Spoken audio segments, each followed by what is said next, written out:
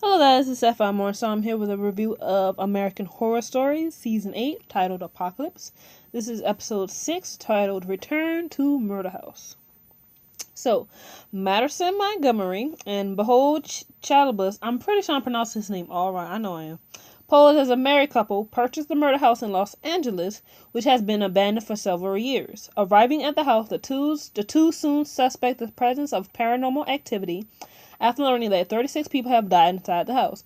Okay, my thing is, if I bought myself a house and I found out one person died in it, I'm not moving in.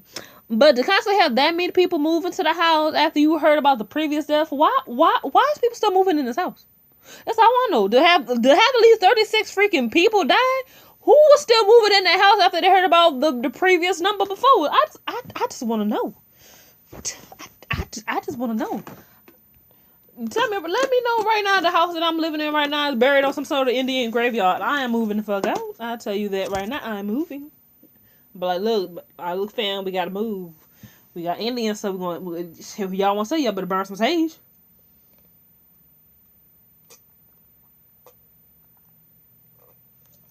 Like seriously, that's something you gotta think about. Like. Why would you still move in a house like that? Just why? So anyway, they perform a magic spell which allows them to see several ghosts who can otherwise hide themselves from the living. In the living room, the ghosts of Tate Langdon and psychiatrist Dr. Ben Harmon are talking about Tate's frustration at being ignored by Ben's daughter Violet. Their session is interrupted by Madison and Behold, who announce that they have come to learn about Michael Langdon's origins. But Tate warns that they made a mistake by coming, and Madison is then attacked by a deformed boy, Beauregard Langdon. But medium Billy Dean Howard arrives and pulls Beauregard off. She reveals that she is one of the few living people that the spirits of the house allow to come and go. At the same time, Miss Constance Langdon, Tate and Beauregard's mother, appears and states that she is the true owner of this house. Constance, who has now become a spirit of the house, spends her time drinking, smoking, and repeatedly forcing the maid, Maura O'Hara, with whom Constance has an intense grudge, to clean the house. I don't even refer to it as intense grudge. Maura's love with the husband. She shot the broad in the head. You know, I'm not sure you would call that intense grudge. I'm not sure if there'd be intense grudge. I think the whole season was about infidelity, because every time we saw some sort of couple, somebody was cheating. Somebody couldn't keep it in their pants. Just saying. So Behold and Madison basically say they trying to figure out who the heck Michael is. Who is this Michael? So Constance says she would only talk if they pretty much get rid of Maura's spirit. So they uncover Mrs. Moore's remains and bury her next to her mother. And then we see her mother's spirits released, and she meets her mother.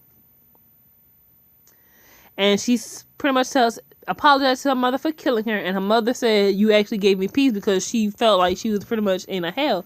And pretty much, felt like she was in hell. And so her and Maura walk off together in the afterlife peacefully. So I'm like, oh, look, the ghosts are getting happy in this. Oh, I can't. So Constance begins the story of Michael Langdon to Madison, revealing that his father is her son Tate, who had impregnated the then living Vivian Harmon, Ben's wife. After she gave birth, Vivian dies during birth.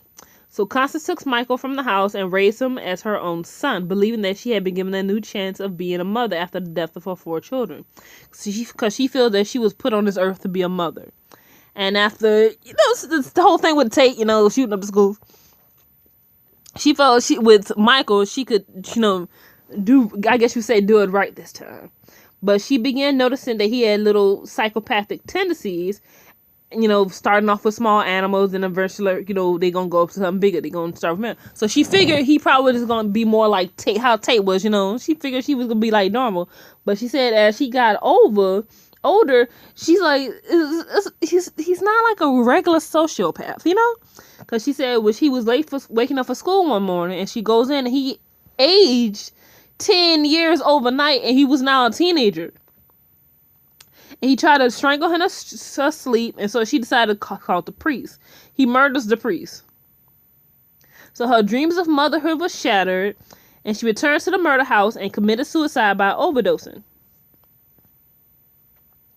So Madison and Behold then approach Ben, who no longer speaks to his wife Vivian, and pretty much spends his ghostly life crying and masturbating. I was just like, what? I mean, if you dead, what good is masturbation gonna do? You know, and crying. Like, can't you like go? Isn't it like a afterlife? I don't know, strip joint or something. Or they can't leave the house. How does that? They can't leave the house. Well, damn. I guess that's all you could do if you can't leave the house. I mean, ain't there like some ghost porn you can watch or something? I'm just saying, dang, it ain't like they don't got no ghost porn. Like, you sitting in the window crying and masturbating, dude. Like, really? Oh my goodness.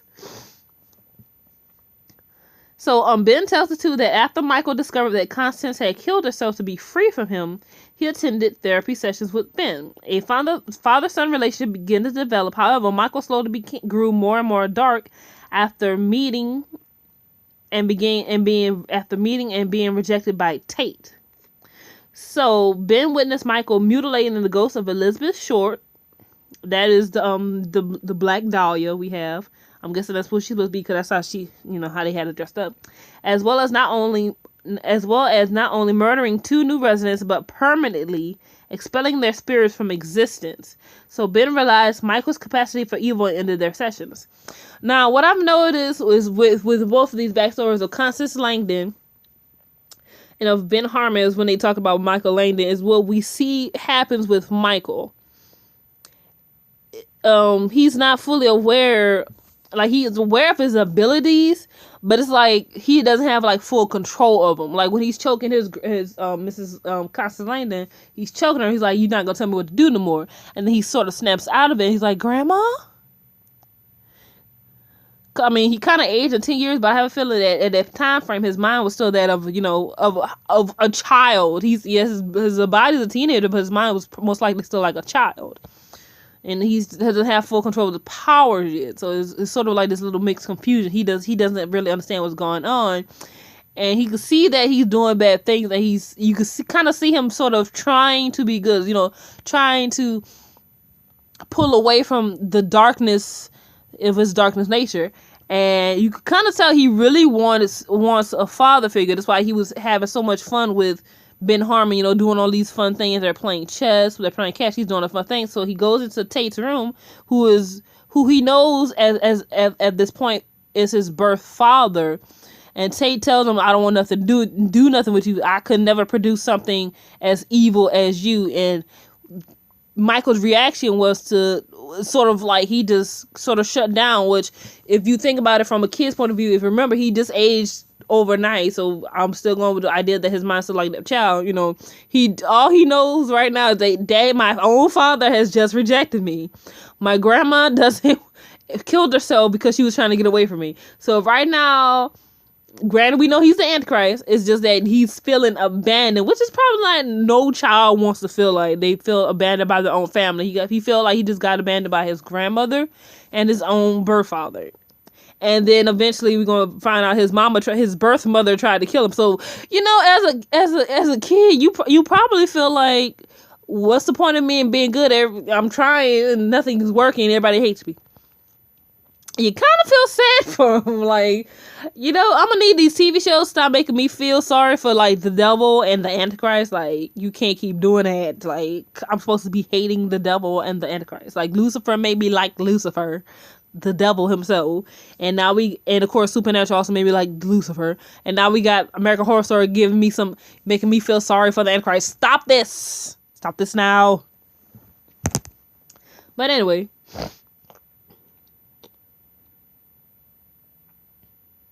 the ghost of Vivian Harmon then appears and explains to Ben that she cannot forgive him for connecting with Michael.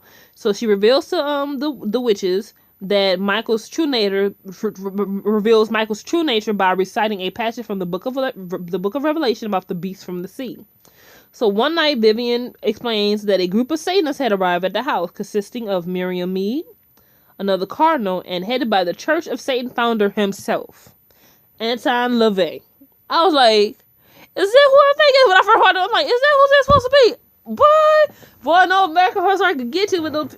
I don't know where they found these actors from though. Hold on, I just want to speak right quick. I don't know who they found these actors for some of these things, but when these actors play these real life people, I still haven't watched Cult yet because I heard they're supposed to be like Charles Manson in that one too.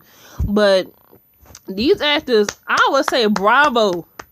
Like, I feel like they really embody the people who they're playing, like, for real. Like, I remember in, I think it was Hotel, and the actress that plays Misty Day, when she had to play that serial killer, like, cause I think I seen a documentary, and she had that woman down to a T. To a T. I was like, that shit had me scared, like, dang, she really her? Like, she embodied that woman. You know what I'm saying? She embodied. And what I've seen of the other two, they play, Jeffrey Dahmer and Casey, like, yo, I was like, y'all some good actors, like, yo, y'all, did y'all get an Emmy for this? Like, yo. But anyway, so Anton LaVey, who had faked his own death in order to meet Michael, so the Satanist kidnap a young woman. I'm like, girl, you should. Ooh, but this is why I don't hitchhike myself, because there's crazy people out there. So the girl, she's thinking this is a nice old lady, is giving her a ride. Then she sees that uptown cross hanging in her window. She's like, you know what, maybe. And then she gets something like, girl, you should have just jumped in the car. You should have said shit. She unlocked the car. You should have opened the door, roll out on the street. Just roll, girl, roll. Just roll, girl, roll. I'm like, oh, she gone. So they brought her back to the house, but they performed a black mass, which is, is the opposite of a traditional mass that's done by the Catholic Church. The cardinal that we see, obviously, I'm guessing this is like an Easter egg to The Omen, the movie The Omen. If you have not, I'm talking about not the 2006 version. I'm talking about the original classic. The one back in the day that has the song. That creepy ass song of a Satani. And when she's getting ready to stab the girl, she's like, this is for you. This is all for you. And stab the girl. So obviously, I'm guessing that to me, that's what I'm getting from it. Was like a little, hint at, a little shout out, a little Easter egg to the Omen movie. Because in the Omen film, this woman, I think she was a nanny. I can't remember. But she's on top of the building. And she's like, hey, Damien, this is all for you, Damien, this is all for you. And she hangs herself off the building for Damien, who is the Antichrist. So in this case, it's the same situation, except they're stabbing this poor young woman.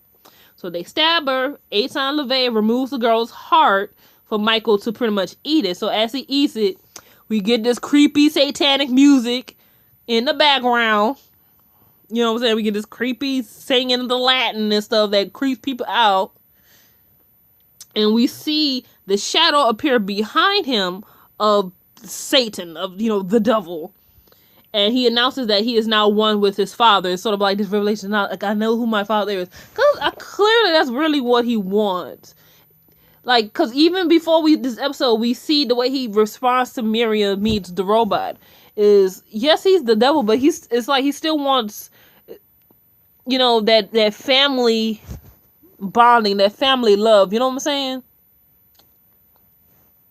And so after a rain of blood and hell descend, so I'm like, nobody was outside, like, why is it raining blood and hell? Like, that didn't creep nobody out that wasn't in the newspaper. I'm just saying, if I go outside right now and find it's raining hell and blood, I'm gonna freak the fuck out. You know what I'm saying? I'm just saying, that's me, that's me personally, So Vivian, as I said, she attempts to murder Michael, but before he could destroy her, she is saved by Tate, allowing Michael to leave the house, and that's how he ends up living with Miss Me, because if you remember the previous episode, we saw him, he was living with her, and she was like, oh, praise Satan, and stuff over there, and that. So, she pretty much says that he's not a warlock, but he is the Antichrist, the prophesied abomination that will bring about the apocalypse. Obviously, this is season 8. He has fallen through with that.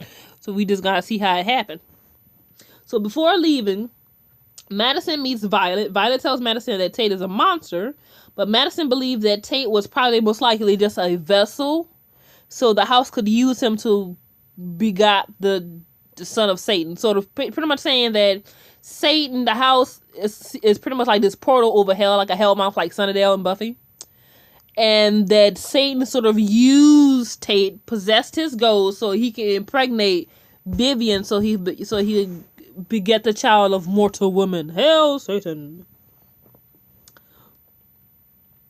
So she pretty much convinces that he's not evil. So, and then Violet and Tate reconcile, and Madison and Behold depart the house and go back to the outpost to tell Cordelia of their findings. So we got some happy endings out there. We got a nice little backstory of Michael. Saw how he was upbringing. We got Miss Jessica Lambeck. She's only back for this one episode, so don't get excited like, oh, she's back. No. She said she was only coming back for one episode, and it was it. She was like, I'm done. Even though it really would be nice to see her come back, because she is really a great actress, and she adds so much to the show, like, for real. I love her characters. Yeah, she plays. But yeah, this episode definitely I liked it because we got the backstory of Michael. We got to go back to the murder house. We got to see what happens to the ghost. Everybody, we got some happy endings for some people. Maura got to be reunited with her mom. Now she's leaving peacefully. She finally got to leave the house. Tate and Violet reconcile, so that's beautiful. Ben and Vivian got to reconcile, so Constance's happy. She's with her 4 children. For her 4 children, if you don't know, is Tate. That's the one that shot up school, played by Mr. Evan Peters. We have Beauregard. That's a child that's sort of deformed facial wise. 1, 2, 3. That's 3. Wait, no, that's 2. Who's the third child? Wait, I'm missing a child. Hold on. Cause we see another one. It's a little girl in a yellow dress. We don't really know much about her because I think this is the first time she's been introduced. But her eyes are missing. So I'm like when I mean her eyes are missing, I'm like they're freaking missing. Like somebody pulled them out of her fucking sockets, missing. So I'm like, okay, but it's a third child. I feel like I'm missing a child. She said she had 4. I know I'm missing one, but she's happy. She has a house, and she's with her 4 children. So she gets to still be what she wanted to be, what she had to patch for, which was being a mama. So overall, that was that for the Return of Murder House. So that was pretty good with a little tie-in. And next episode is going to be pretty much we about to see how Michael took over the coven, since he's now been named the Supreme, so he's over both the warlocks and the witches. And so from the previews, obviously Cordelia has to go get some help, so it looks like we're going to be seeing Papa Legba again, and we're about to get some voodoo magic up in here. We're about to see how the voodoo is about to help the witches and the warlocks in this situation. I mean, because who really wants the Antichrist to rule over their coven? Like seriously. Anyway, comment, rate, subscribe, and I'll see you guys next time for the next episode of American Horror Story. Bye.